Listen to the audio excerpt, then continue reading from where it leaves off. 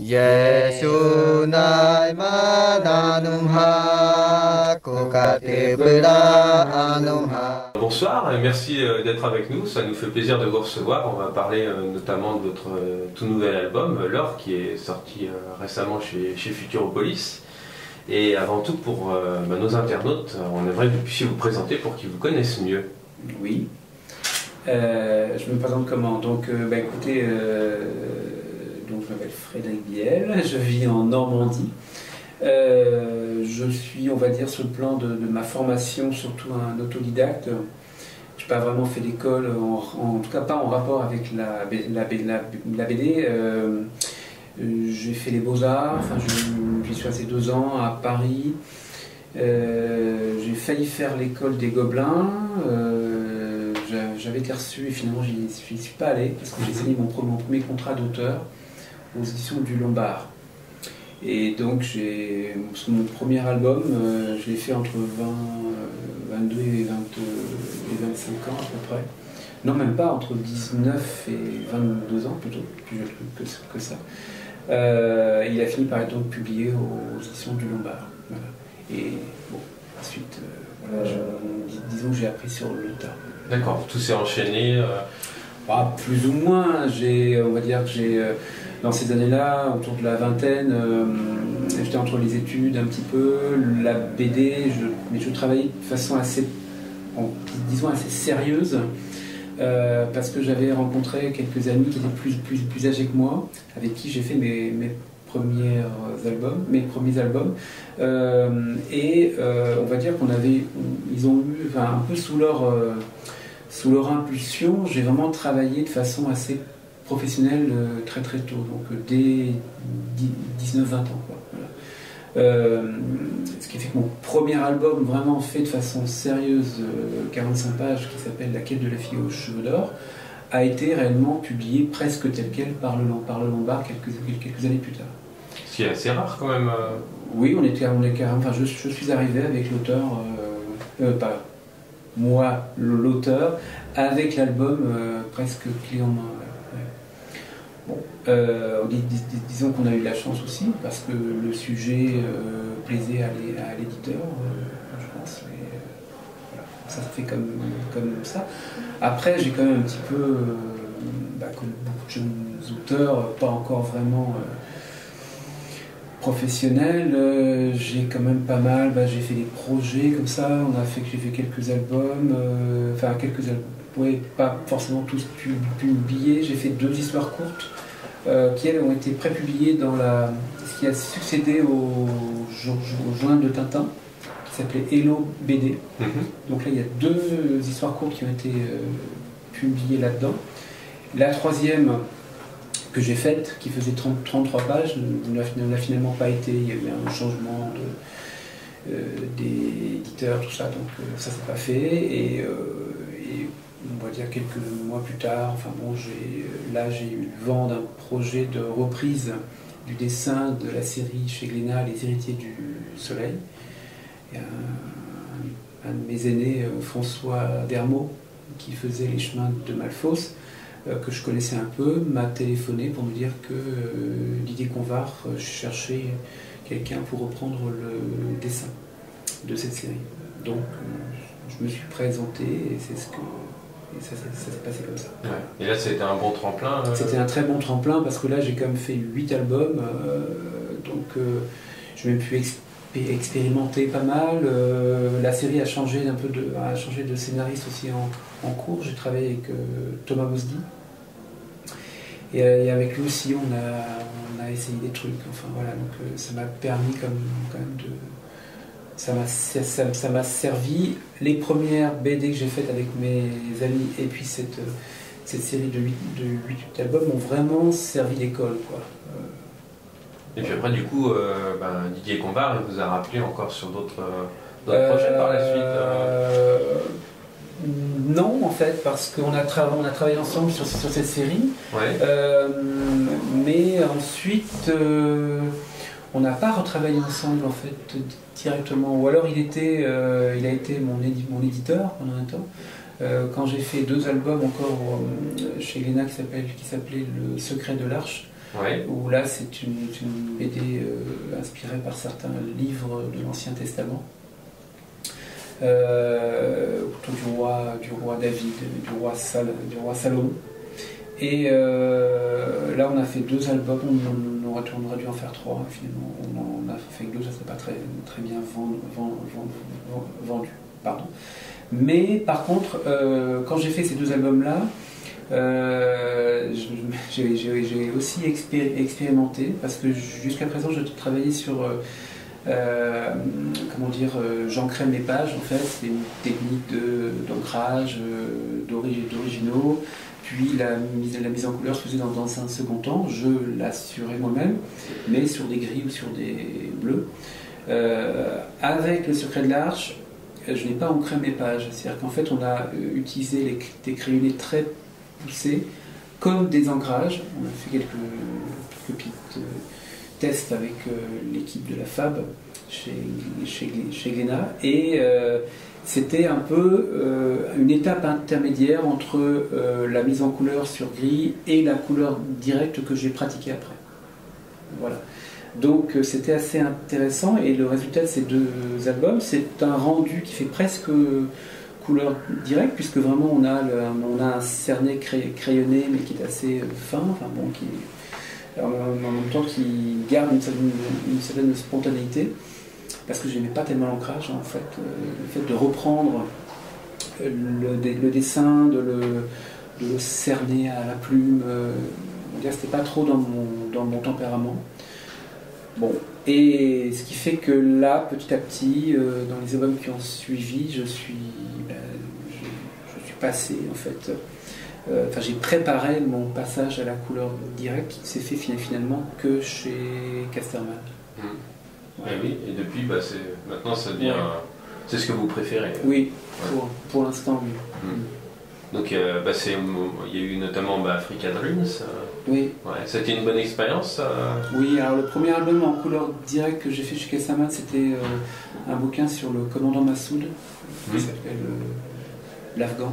Avec les Charles déjà donc avec les Charles, ce fait qu'on a pu comme ça, on a pu travailler ensemble. Je les connaissais depuis quelques années de loin en loin, puisqu'ils travaillaient aussi, et ils travaillent encore pour Glénat, mais on s'était plutôt croisés. Et un jour au festival de Dieppe, en fait, je les ai vus un peu plus longtemps, et là finalement ça a enchaîné une suite de rencontres, et j'ai fini par contacter les éditions Casterman sur leur conseil, et on a travaillé ensemble. Voilà. Donc sur l'Afghan, puis sur effectivement les 3 tomes jusqu'à présent, je vais en faire un 4e de la série African Dreams. Et qu'est-ce que ça vous a justement apporté, ce passage avec eux, qui est quand même... finalement, eux aussi travaillaient déjà en couleur directe. Tout à fait. Vous étiez bien trouvé là-dessus. Oui. Alors, avec Jean-François, on a quand même vraiment un rapport au dessin qui est très proche, en fait. C'est-à-dire qu'on est vraiment dessinateur de bande dessinée. Point barre. C'est-à-dire qu'on ne veut pas faire autre chose. C'est ça qui nous porte. On est vraiment porté par ce dessin qui raconte une histoire, quoi. Et tant qu'à faire, effectivement, autant utiliser les outils de la couleur, de la lumière, enfin bon, quelque chose d'un petit peu riche, quoi. Mais tout en privilégiant toujours la narration. C'est son cas et c'est mon cas. Voilà. Donc effectivement, on est assez proches à ce niveau-là, et aussi dans notre goût pour les récits épiques, quand même, pour les récits qui ont une certaine ampleur. Alors là, vous avez quitté l'Afrique, on part en Amazonie. Alors on suit le cordon tropical quand même, ouais. On passe plus à l'ouest, mais effectivement, on reste dans la jungle. Et comment il est né ce projet Alors c'est un projet que Stéphane Pietschek, le scénariste, sur lequel il travaille depuis déjà plusieurs années. Et il connaissait Claude Gendreau, notre éditeur chez Futuropolis, depuis aussi plusieurs années. Ce qui fait que Claude a suivi l'écriture du projet de Stéphane, comme ça, et quand il a été prêt, eh bien, ils ont cherché un dessinateur. Moi, j'avais déjà travaillé 2 fois avec Claude. On a fait 2 albums ensemble chez Futuro. Donc Kenzo Snow avec Pierre Macchio et Tout sauf l'amour avec Pierre Macchio. Et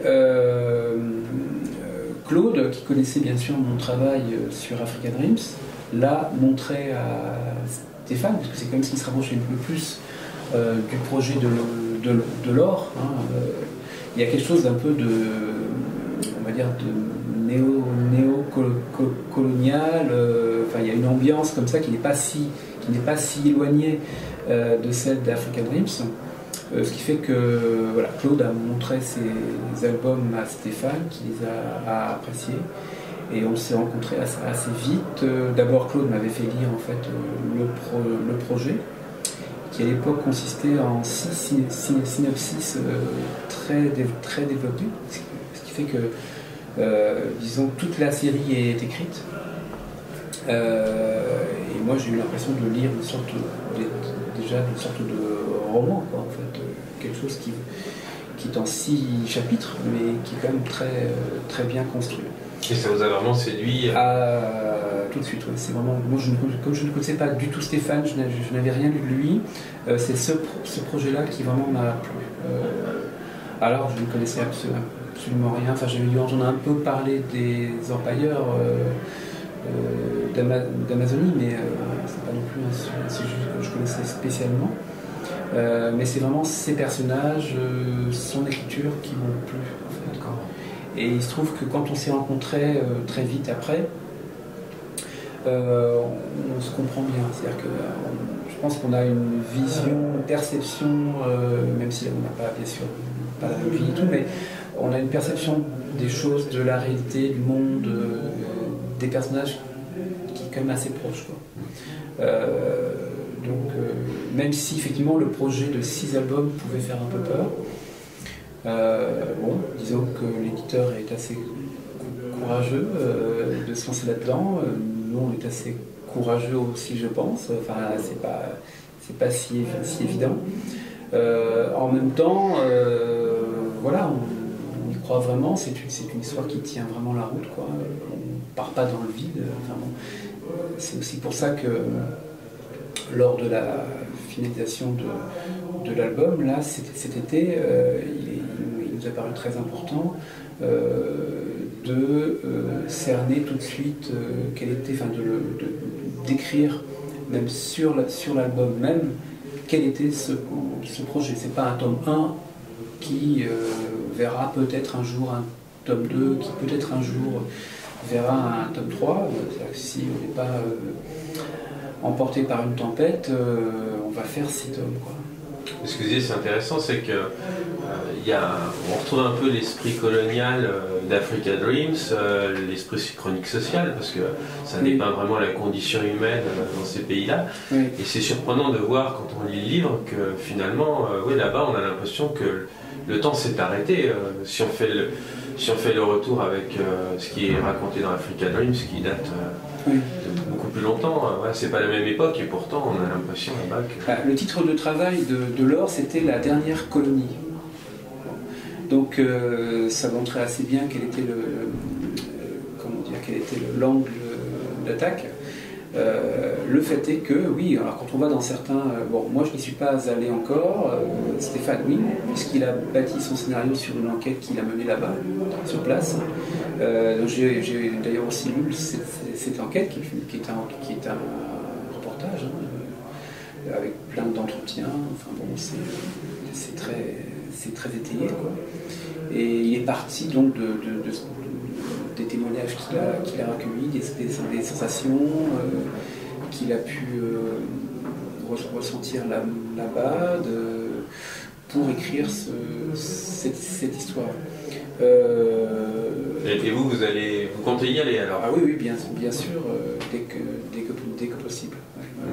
Ce qui doit pas être simple, parce qu'on vous met la pression pour sortir des livres rapidement, puis en même temps c'est bien... Ça, bon, en même temps, là, c'est une histoire, c'est de la bande dessinée. Bon, étant donné que Stéphane, lui, connaît très très bien cet univers, on va dire, il peut aussi à la fois le mot est un peu fort, c'est pas vraiment ça, mais disons qu'il me cadre, enfin bon, c'est un peu fort. C'est-à-dire que si je faisais quelque chose de faux, il le verrait très vite, quoi.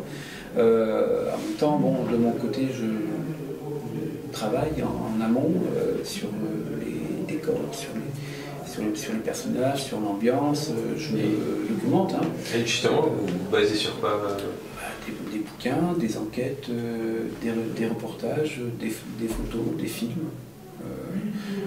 Là encore, la parution de ce livre commence à susciter des retours. Il n'y a pas longtemps, j'ai rencontré une jeune anthropologue qui est allée là-bas, elle qui a vécu chez les Indiens, oui, au Wayana pendant 2 mois. Et donc elle a aussi un peu renvoyé son ressenti par rapport à l'album. Elle m'a communiqué aussi quelques infos. Elle m'a parlé d'un film par exemple qui s'appelle Dirty Paradise. Et Dirty Paradise, c'est un peu, même si on va montrer les Indiens un peu plus tard, hein, dans le top 4 ou 5, mais c'est vraiment le contre-champ de ce qu'on raconte nous. C'est-à-dire que là, pour l'instant, on est avec les orpailleurs, les patrons, les clandestins, tout ce qui tourne autour. Dirty Paradise montre les conséquences que cette activité a sur les populations amérindiennes qui vivent le long du fleuve Maroni. C'est-à-dire qu'en fait, les enfants se baignent, mangent du poisson, et tout ça, c'est complètement pollué par le mercure, rejeté par les orpailleurs. Donc il se trouve que l'orpaillage illégal est un peu comme dans Africa Dreams, où on montre une sorte d'activité qui, pour être rentable, doit être extrêmement efficace, rentable, rapide, et donc on épuise les hommes, hein, où on avait effectivement rendu presque à l'esclavage les populations du Congo. Là, on a des travailleurs clandestins qui arrivent d'un pays où on les traite vraiment encore plus mal. On leur pique leurs papiers, ils doivent travailler comme des forçats. Mais ce travail, il est à la fois exténuant, voire parfois mortel pour les hommes, très lucratif pour ceux qui tiennent les rênes de cette activité, et mortifère pour la nature, quoi. Et les hommes qui y vivent. Et ce qui est terrible par rapport à African Dreams, c'est que là, ça se passe aujourd'hui, quand même. Alors ça se passe aujourd'hui, oui. Alors oui et non, oui et non. La série se passe dans les années 2000, parce que là, il y a eu, on va dire, une sorte de boom de cette activité. C'est devenu vraiment assez sauvage, et l'État français n'était pas encore intervenu. Il y avait très peu de présence militaire ou des gendarmes sur place. Il y a eu plusieurs réactions ensuite, et ça s'est pas vraiment calmé. Enfin, disons qu'il y a eu une prise de conscience, quoi. Mais le fait est que, là je vais dire oui aussi, parce que de nos jours, les Indiens souffrent toujours autant, l'orpaillage illégal est toujours aussi sauvage, donc même si effectivement il y a des tournées de la gendarmerie, de l'armée, mais ces mecs-là, les orpailleurs, on les a à peine repérés qui s'en vont ailleurs. Ils connaissent mieux le terrain que les soldats. Donc c'est terrible, quoi. Et les Indiens, eux, crèvent à petit feu, quoi. Enfin, ce qu'il faut dire, c'est que c'est une apocalypse qui se passe là-bas, qui se passe comme l'air de rien. C'est-à-dire qu'il y a 1200, à peu près 1200 Amérindiens qui vivent le long du fleuve, alors côté guyanais, côté Suriname, parce que c'est des Indiens qui avaient migré, en fait, qui venaient plutôt de territoires qui appartenaient au Brésil, qui se sont réfugiés, dirons-nous, en France, et c'est là qu'ils crèvent à petit feu. Les enfants sont atteints de lésions neuronales, enfin bon, extrêmement graves. cause de cet empoisonnement, quoi. D'accord. Et du coup, pour vous, c'est une manière aussi d'être un auteur citoyen en sortant un livre comme ça? Vous savez, enfin, moi au départ, j'étais, voilà, je suis le dessinateur. C'est un peu comme pour African Dreams, j'étais vaguement au courant de ce qui s'était passé. Le fait de travailler sur ces sujets-là, ça a été une prise de conscience. Les millions et les millions de Congolais qui ont été, qui sont morts ou qui ont été déplacés au tournant des 19e et 20e siècles, on n'en parle pas. Et donc on disait là, c'est un petit peu différent du sujet de l'Afrique. Oui, parce que bon, il n'y a pas effectivement ce travail forcé, il n'y a pas. Disons qu'il était. Ce travail forcé était, disons, au bout du compte, même si c'était des compagnies privées qui l'assuraient, au Congo, c'était quand même effectivement l'État, un roi qui bénéficiait de la richesse accumulée par ce travail. Là, c'est effectivement des compagnies, en même temps c'est assez occulte, hein. Il y a un petit côté mafieux là-dedans, on ne sait pas trop qui palpe, qui touche, bon, je pense peut-être un petit peu plus surveillé maintenant, enfin bon, je ne sais pas trop, mais c'est vrai que dans les années 2000, là pour le coup c'était un petit peu n'importe quoi. Un des principaux patrons orpailleurs s'entendaient plus ou moins avec certains membres, certains représentants de l'État. Enfin, c'était un petit peu, voilà, c'est un peu le système mafieux. On organise la paix, on organise l'ordre, voilà. Et puis bon, au bout du compte, les populations locales, elles, sont soit soumises à un travail quasiment effectivement forcé pour s'en sortir, soit dépendent d'allocations plus ou moins attribuées par l'État, mais il y a à la fois les populations amérindiennes et les habitants en fait de tous ces petits villages là, qui sont le long du fleuve et même à l'intérieur. De quoi ces gens-là vivent, enfin, c'est ça. Le problème, c'est qu'il n'y a pas de travail. Enfin bon, il y a quelques postes comme ça administratifs, mais bon, ça reste. Il y a effectivement quelque chose de l'ordre du comment dire d'une autre époque, quoi. Ça, c'est un fait. Et justement, vous avez voulu le développer dans un récit qui a priori va être continu, mais qui est raconté à travers plusieurs personnages. Oui. En fait, il va y avoir donc 6 albums. Chaque album porte le nom d'un personnage, on va dire, principal, même si on les retrouve tous dans les 6 tomes. Mais on raconte chaque tome sous le point de vue d'un de ces personnages. Voilà. Alors c'est des personnages très différents, ça peut être un jeune Garimperos brésilien du nord-est, ça peut être un de ces fameux patrons là, plus ou moins un peu mafieux, mais qui en même temps est inscrit dans le tissu, on va dire, social, presque religieux, enfin bon, c'est quelque chose de... Parce que il se trouve que c'est quand même un endroit très particulier, la Guyane. Il y a un nombre de communautés très très grand. La communauté principale, vraiment le long du fleuve, c'est ce qu'on appelle les Aloukou, dont font partie les Boni. Et donc c'est d'anciens esclaves de la Guyane hollandaise, actuellement appelée Suriname, qui se sont échappés au tournant du XVIIIe siècle, enfin dans ces eaux-là, ont formé des communautés dans la forêt et se sont finalement réfugiés pour certaines sur le territoire guyanais, enfin de Guyane française. Donc sont devenus des citoyens français. Mais ils sont vraiment issus lointainement d'Afrique.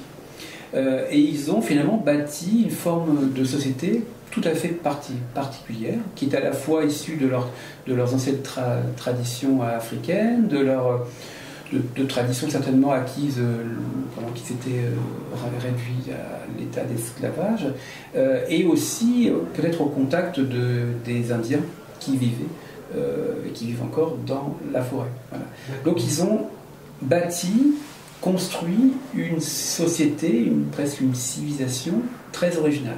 Bon, avec un art, avec des arts graphiques, avec un mode de vie, voilà. C'est des gens qui sont à la fois des gens de la forêt et des gens du fleuve. Et il se trouve que là, comme l'or a été trouvé sur leur territoire, eh bien certains se le sont appropriés et ont effectivement pris un peu le dessus. Pour une fois, c'est eux qui étaient les acteurs. Voilà. Et non pas plus ou moins passifs et plus ou moins dépendants de ce que l'État ou de ce que d'autres communautés avaient décidé à leur place. Voilà. D'accord. Ils ont un peu pris les rênes. Donc, plusieurs de ces personnages sont effectivement des bonnies, quoi, donc des noirs. Et c'est eux, on est dans une forme de,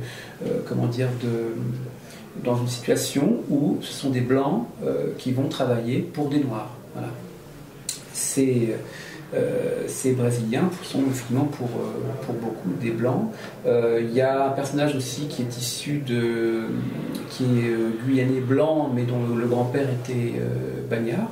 Donc lui, c'est ce personnage-là qui va être au centre du tome 2 et qui est un orpailleur. Il y a une créole de la côte qui est médecin. Il y a un personnage un petit peu mystérieux qui est un boni aussi, donc un de ces noirs de Guyane, qui est un petit peu magicien, un peu artiste, un peu chaman, voilà, et qu'on voit déjà dans le tome 1 et qui va être le personnage central du tome 3. Enfin voilà, on a des personnages comme ça extrêmement variés. Et on montre un petit peu l'interaction de tous ces personnages qui symbolisent un peu des communautés différentes au sein de cette espèce de poudrière là, qui était la Guyane et notamment la forêt dans les années 2000. D'accord. Et donc 6 personnages, 6 tomes, et tout ça sur combien de temps l'apparition On va essayer 4 ans, c'est le principe. Voilà. Ça fait un gros rythme en 4 ans. Ouais, c'est un rythme. En même temps, c'est un rythme correct. C'est pas non plus, c'est pas inhumain. Voilà. Sachant que vous avez quand même d'autres projets aussi. Oui, alors il y a un dernier tome d'African Dreams à faire, voilà, qui j'espère pourra peut-être paraître courant 2015, plutôt fin, mais ça reste encore un peu vague. D'accord. Voilà. Très bien. Écoutez, moi vous avez répondu à toutes les questions, et même au-delà. Merci, vous avez été très précis sur pas mal de choses. Je ne sais pas si vous avez quelque chose qu'on n'aurait pas évoqué, auquel vous pensez Non, je pense que c'est vrai que j'ai créé, avec Stéphane, on a créé une petite page Facebook autour de la série, et notamment de ce premier tome, donc, qui porte le titre, enfin le nom du premier tome, donc l'or. Isaïas, et par le biais de cette page, je fais passer aussi pas mal d'informations sur l'orpaillage illégal, sur ce qui se passe en Guyane, et ça va continuer. Donc là, c'est vrai que j'invite un peu les gens à aller jeter un œil, voir ce qui se passe maintenant. Je mets en lien des films aussi. Enfin bon, s'ils veulent avoir des informations complémentaires, ayant lu l'album, c'est pas ce qui manque, quoi. Il faut même, je pense qu'il est assez vital de s'intéresser à ce qui se passe là-bas, notamment concernant les populations les plus fragiles qui sont les Indiens et leurs enfants. D'accord. Voilà, bah, écoutez, on le fera relayer dès ces jours-ci. Hein. Ouais. Parce que moi, je pense qu'il faudra un peu de temps pour le montage, mais on pourra déjà annoncer sur Facebook le scénario. On fera le lien vers le vôtre, et puis en espérant que ça sensibilise pas mal les gens, parce que c'est vrai que c'est des sujets. Moi, avant de lire l'album, ça me paraissait super lointain. Oui, oui, alors que finalement ça se passe en France. En fait, Ouais. quand j'ai dit autour de moi, ou même comme ça lors de rencontres ou lors de festivals, que je travaillais sur ce sujet, et depuis bien sûr que l'album est sorti, j'ai plein de retours, de témoignages de gens qui ont travaillé là-bas, qui y vont, qui en viennent, qui connaissent des gens qui y sont, alors des enseignants, des médecins, des militaires, des gendarmes. Bon. En fait, ça concerne énormément de monde. Étrangement, on n'en parle pas tant que ça. Christiane Taubira, qui est guyanaise, a fait aussi énormément pour faire un peu connaître tout ce système, tout ce qui se passe là-bas. Elle a écrit un rapport fameux, et donc voilà, il y a des gens très compétents qui peuvent vraiment nous renseigner tous sur ce qui se passe. Le problème, c'est qu'est-ce qui peut être fait. Il faut déjà, je pense, que ça se sache, quoi. Plus. Il y a, je crois, deux ou 3 ans, il y a eu une grosse opération militaire qui a été diligentée par la présidence de la République. Est-ce que ça avait donné quelque chose? Alors, ce qu'il faut savoir, c'est que M. Sarkozy est allé sur place. Il s'est déplacé notamment dans des camps. Il a des camps d'orpaillage clandestins qui avaient été vidés, qui étaient détruits, et il s'est fait porter avec sa femme de l'époque en chemise blanche dans un de ces camps. Il a posé pour les photographes. Effectivement, il y a eu quelques opérations. Alors, par contre, tout ce qui se fait, tout ce que l'armée peut faire là-bas, il y a même eu des morts. Parce que les orpailleurs sont armés, ou ils sont entourés par des milices qui sont très très bien armés. C'est des paramilitaires, hein, donc c'est des gens qui tirent et qui tuent. Donc ça, certes, il y a eu, voilà, on a démantelé quelques camps, mais quand on en démantèle un, il se reconstruit quelques kilomètres plus loin. Les eaux, enfin, comment dire, pas les eaux et forêts, mais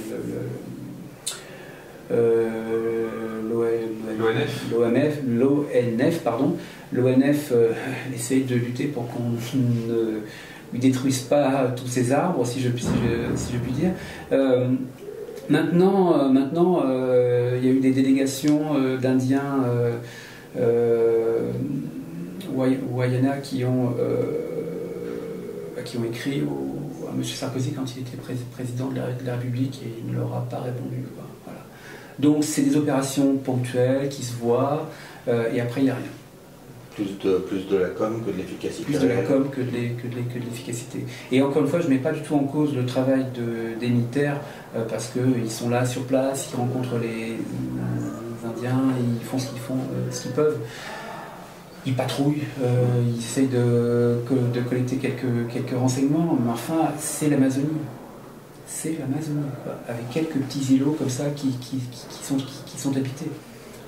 Donc c'est une mer d'arbres, quoi. Voilà. Donc ce qui se passe dessous, c'est pas très très simple de le contrôler. Eh ben, merci beaucoup pour votre témoignage qu'on va faire passer sur scenario.com. Merci vraiment. Merci à vous. Yesu nai madanum ha kukati beda anum ha bahemani kurun me kukati